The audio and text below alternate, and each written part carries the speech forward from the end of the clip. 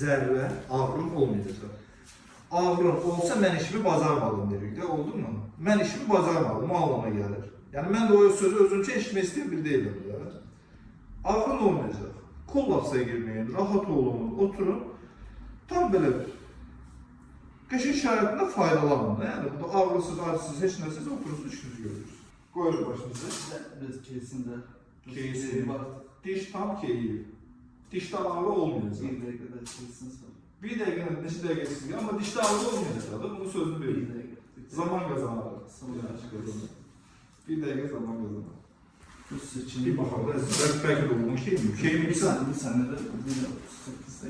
Her 38'de de.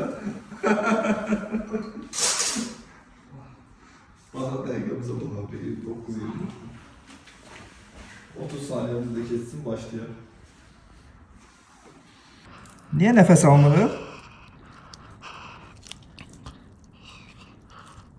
Çok bək qorxursun ama. Hə? Böyük qaça. Bir daha baxın tam keyifsə çəkək, hə?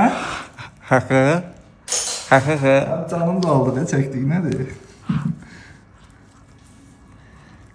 Bağla, bağla. Bunun için gedirdiniz Sedası'ya. Değer bu böyle qorxmur. Açtı, fobiyanı açtı bugün. Açdıq. Bağlayaq. Bağla, bağla, bağla, düz bağla, bağla, bağla, sıxın. Açırıq, çeynəyə sıxın. Bağla, sıxın, sıxın, saxlayın. Keçmiş olsun, qurtardıq. Daha bir fobiyalı pasiyentimizin diş ağrısı, qorxusunu, dental fobiyasını qırmış olduq.